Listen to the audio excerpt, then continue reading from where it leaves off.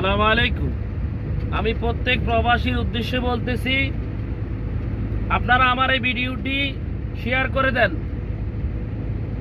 করে দেন, যেন সবাই এই ভিডিওটা দেখে।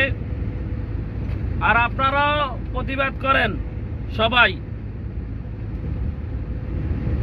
কেন আমরা কারো বাপের টাকা দিয়ে নেট ঢুকাই না? আমরা কোনো রাজনীতি করি না।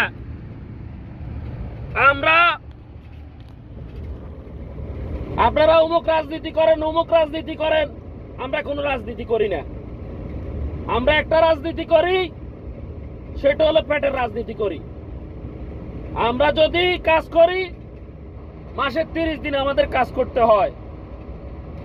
কাজের পরে যখন আমরা মাসের শেষ বেতন পাই, তখন আমাদের বাড়িতে মা বাপ ভাই বোন সবাই